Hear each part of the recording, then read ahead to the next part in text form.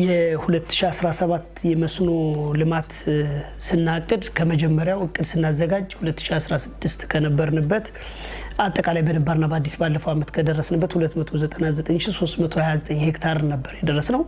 ክልሉ በመስኖ ሊለማ የሚችል ወደ 1.2 ሚሊዮን ሄክታር በአማካይ በቀላሉ ሊለማ የሚችል መሬት ያለው ነውና ከዛ አንፃር በዚህ አመት በአዲስ 43151 በድምሩ 342480 ሄክታር እናለማለን ብለን ነው እቅድ ይዘን የጀመርነው።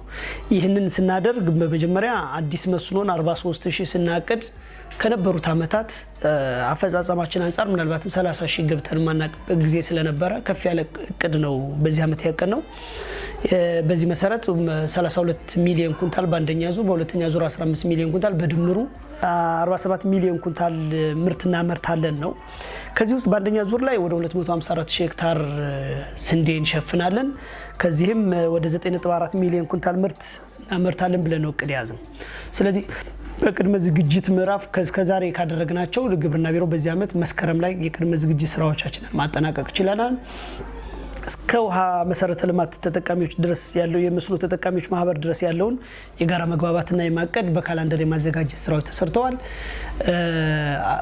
አትክልት ቢለማባቸው መልካም ነው ብለን በከተማ ዙሪያ የገበያ ችግር የሌለባቸውን አካባቢዎች አትክልት እንዲያለሙ፣ ሰፋፊ ትልልቅ የመስኖ መሰረተ ልማት ባለባቸው አካባቢዎች ላይ ስንዴ እንዲያለሙ ቶሎ አልምተው ለሁለተኛ ዙር ወደ 113000 ሄክታር የሚሆነውን ወደ ሁለተኛ ዙር ለማስገባት እቅድ ይዘን ነው የጀመርነው።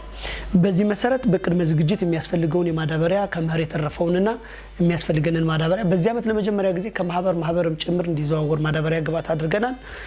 የአርሶ አደር መለየት፣ ማደራጀት፣ ግንዛቤ ፈጠራ የስልጠና ስራዎቻችንን በወቅት ማጠናቀቅ ችለናልና የዘር ወቅታችንንም በዚሁ መሰረት ቀደም ብለን ህዳር አካባቢ ላይ አብዛኛው የመስኖ መሬት እንዲሸፈን ለማድረግ ስራ ሰርተናል። በዚህ መሰረት 296488 ነባር መሬት በአዲስ 34058 ሄክታር በድምሩ 330556 ሄክታር የቅዳችንን ወደ 98% የሚሆነውን ከቅዳችን አንፃር መሸፈን ችለናል።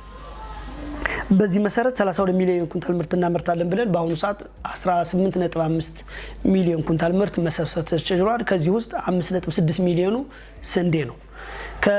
በሁለተኛ ዙር ላይ ካቀድ ነው ወደ 113000 ውስጥ እስካሁን 107000 ደርሰናል። ኦልሞስት የቅዳችንን መድረስ ችለናል። የውሃ አማራጮቻችንን በአግባቡ መጠቀም መቻላችን ነው። ስንዴን ደግሞ ወደ 254000 ነበር እቅዳችን፣ እስካሁን 207000 እና በዚህ መሰረት እስካሁን ድረስ 5.6 ሚሊዮን ኩንታል ምርት ተሰብስበናልና የአንዱ በጣም ትልቁ እስከዛሬው የተለየ አቺቭመንት ውጤት ነው ብዬ የምገልጸው አዲስ መስኖን የተለያዩ የመስኖ መሳቢያ ሞተር ፓምፖችን በተለያዩ ፕሮጀክቶች በተዘዋዋሪ ፈንድ እንዲቀርብ ማድረግ መቻላችን በጣም የተሻለ ስራ የሰራንበት ነው። ባህላዊ ጠለፋና ከዚህ በፊት ደግሞ ተጠናቀው በዚህ አመት ወደ ልማት የገቡ የመስኖ መሰረተ ልማቶችን በሙሉ አቅማቸው እንዲገቡ ማድረግ በመቻላችን አሁን ከነበርንበት 299 ሺህ አሁን ወደ 330 ሺህ ማሳደግ ችለናል የመስኖ ሽፋናችንን። ሌላው በጣም ጥሩ ነው ብዬ የምገልጸው የበጋ መስኖ ስንዴን አማካይ ምርታማነት ነው። የባለፈው 34 ኩንታል በሄክታር ነው አማካይ ምርታማነቱ። ከዛ ብዙ የራቅ አይደለም። እቅዳችንን ቢሆን 36 38 ነው የምናቀደው።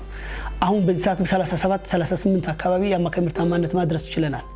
ለዚህ ትልቁ ውጤት ነው ብዬ የማነሳው የግብዓት አጠቃቀም፣ ፓኬጁ መተግበር ወዘተ እንደተጠበቀ ሆኖ ቀደም ብለን ወደ ስራ በመግባታችን የበጋ መስኖ ስንዴ ሙቀት ሳይደርስ ቶሎ ወደ አበባ እንዲገባ ማድረግ መቻላችን እሱን ለአማካይ ምርታማነቱ ማሳደግ የራሱ አስተዋጽኦ አድርጓልና በዚህ አመት ብዙ ስራዎቻችንን በየጊዜው ከሳይንሱ ጋር እያስታረቁ ከፓኬጁን እንዲተገበር በማድረግ ረገድ እየተሰራ ያለው ስራ መልካም ውጤት እያመጣ ይገኛል።